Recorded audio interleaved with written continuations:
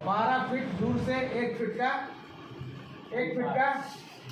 यानी जो ऑब्जेक्ट होगा उसका जो डिस्टेंस कवर करेगा 1 फीट और डिस्टेंस कितना दूर से ले सकते हैं इसको 12 फीट।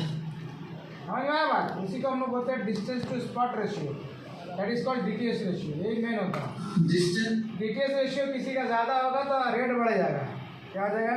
रेट बढ़ जाएगा। हाँ, डीटीएस रेशियो रेट के हिसाब यानी डीटीएस रेशियो की वजह से इसका रेट डिसाइड होता है।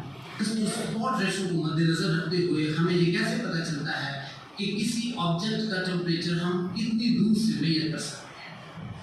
और फिर इंफ्रारेड थर्मोमीटर्स के साथ जो लेजर पॉइंटर्स आते हैं उनमें और इंफ्रारेड स्पॉट में वाज़ेह तौर पर एक फ़र्क है, यकीनन एक फ़र्क है।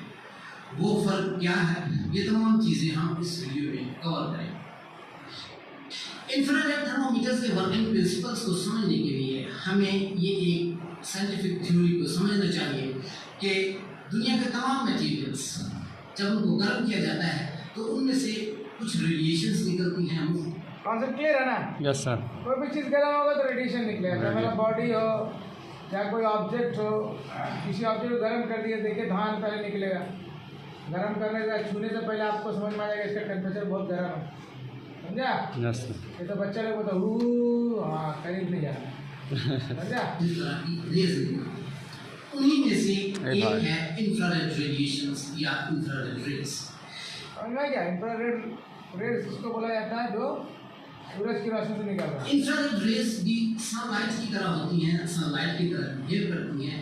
बस फर्क सिर्फ इतना है कि इंफ्रारेड रेज की वेवलेंथ विजिबल लाइट की वेवलेंथ से ज़्यादा होती है। इसीलिए इंफ्रारेड रेज को इंसानी आँख की मदद से देखा नहीं जा सकता। ठीक है ना? रोशनी तो हम देखते हैं ना, रोशनी की स्पीड से भी ज़्यादा होता है, इसलिए हम लोग इसको देख नहीं पाते। और जो वो जो रहता है जो धूप पर रोशनी से जो एक छेदा से बाकी ये बिहेव बिल्कुल सनलाइट की तरह ही करती है। इंफ्रारेड रेज में भी एनर्जी होती है। ये एनर्जी कितनी होती है, इस बात का इंसान इस चीज़ पर है कि जिस बॉडी से, जिस ऑब्जेक्ट से इंफ्रारेड रेज निकल रही हैं उस बॉडी का, उस ऑब्जेक्ट का टेम्परेचर कितना है।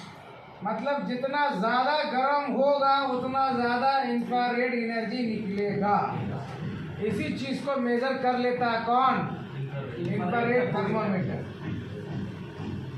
जितना ज़्यादा उस बॉडी का टेम्परेचर होगा जिसमें से इंफ्रारेड रेज निकलती है उतनी ज़्यादा ही एनर्जी की इंफ्रारेड रेज उसमें से निकल रही है। दूसरे लफ्ज़ों में किसी बॉडी में से निकलने वाली इंफ्रारेड एनर्जी और उस बॉडी के टेम्परेचर में एक डायरेक्ट रिलेशन पाया जाता है, एक बड़ा रास्त तनासुब पाया जाता है। इसीलिए अगर किसी बॉडी से निकलने वाली इंफ्रारेड रेज की एनर्जी को मेजर कर लिया जाए, पैमाइश कर लिया जाए, तो जिस ऑब्जेक्ट में से ये इंफ्रारेड रेज निकल रही है उस बॉडी के टेम्परेचर को मेजर किया जा सकता है, उसका अंदाज़ा लगाया जा सकता है।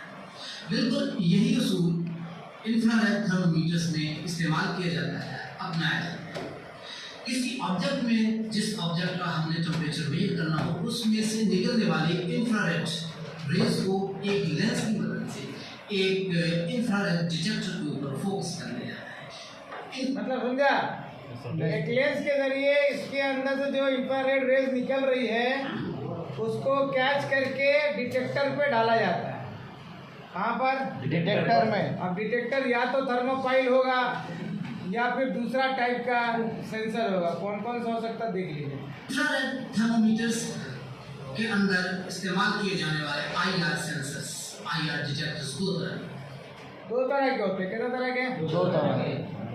एक होता है थर्मल, एक थर्मल और दूसरे ऑप्टिकल या फोटोवोल्टिक। थर्मल में ऑप्टिकल सेंसर में क्या फ़र्क है? थर्मल के अंदर क्या रहता है? रोटावेरियर रहता है, थर्मोपाइल रहता है। ठीक है?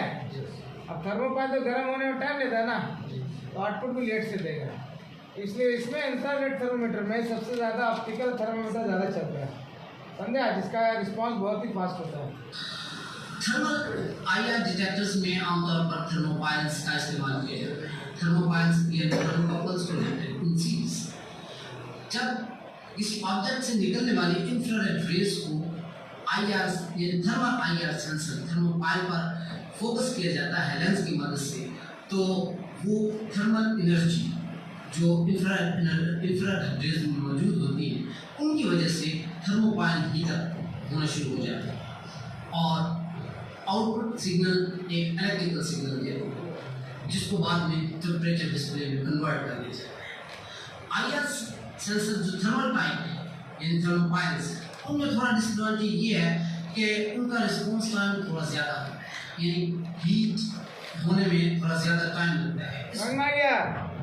इसलिए रिस्पॉन्स भी टाइम थोड़ा ज़्यादा लगेगा, लेकिन ऑप्टिकल में फास्ट रिस्पॉन्स मिलता है, बस फर्क इतना ही दोनों में। जैसे जब हम एसिड इंफ्रारेड थर्मोमीटर से रीडिंग ले रहे हैं जिनके अंदर थर्मल टाइप आईआर सेंसर लगे हों, तो उनको थोड़ा ज़्यादा टाइम देना पड़ता है टेम्परेचर लेने के लिए।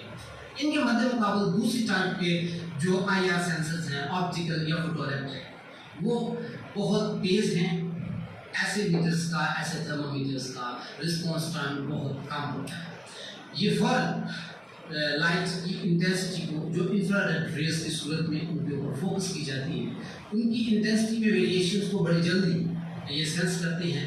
और उसके बाद इंफ्रारेड थर्मोमीटर्स में बेशक कोई भी आईआर सेंसर लगा हो, थर्मल हो या ऑप्टिकल हो, दोनों की इलेक्ट्रिकल आउटपुट एक इलेक्ट्रॉनिक सर्किटरी में आती है, जहाँ कुछ कैलकुलेशंस होती है और उस समझ में आया? यहाँ पर क्या करेगा, कैच करके देगा डिटेक्टर में, डिटेक्टर गर्म होगा, फिर इसका आउटपुट एम्पलीफायर होते हुए सिग्नल कंडीशन में सर्किट में जाएगा, फिर यहाँ से कन्वर्ट होकर हमको यहाँ पर डिस्प्ले में डिग्री टेम्परेचर मिल जाएगा। बात समझ में आ रहा है? बस ओके, थर्मल हो या ऑप्टिकल हो, ठीक है ना? टेम्परेचर की सूरत में डिस्प्ले का। अब बात करते हैं इंफ्रारेड थर्मोमीटर्स की डीटीएस रेशियो, यानी डिस्टेंस टू स्पॉट रेशियो। देखिए 10 फीट इसका डीटीएस रेशियो कितना, 10:1 है। कितना है? 10:1। यानी 10 फीट पीछे से 1 फुट का आप टेम्परेचर ले सकते हैं, पूरा बॉडी का नहीं, सिर्फ 1 फुट का। जहाँ पर एज्यूम कीजिएगा वो 1 फुट होगा, और 10 फीट से लेकर तो एक्यूरेट मेजरमेंट मिलेगा। और इसके 10 फीट और पीछे चले जाइएगा 20 फीट, तो फिर हाफ फुट का ले सकते हैं, हाफ उसके हिसाब से छोटा हो जाएगा। तब ये हाफ फुट का एक्यूरेट मेजरमेंट देगा, 1 फुट का नहीं देगा, क्योंकि आप डिस्टेंस बढ़ा दिए थे। मेरी बात समझे? और अगर घर लेके आ गए तो कुछ नहीं मिलेगा। अब कहाँ सऊदी में ले रहे, आप घर आ गए, वहाँ से बोल रहे दुबई दिखाते हैं टेम्परेचर कितना है, खलास। अब तो 5 फीट होगा तो 2 फीट चलेगा, 2 फीट का। अब उल्टा पुल्टा सवाल नहीं करो, बता दिए 10 फुट पीछे। अब तुम 10 फीट का जगह 50 फीट से लेगा तो तुमको एक्यूरेट टेम्परेचर मिलेगा?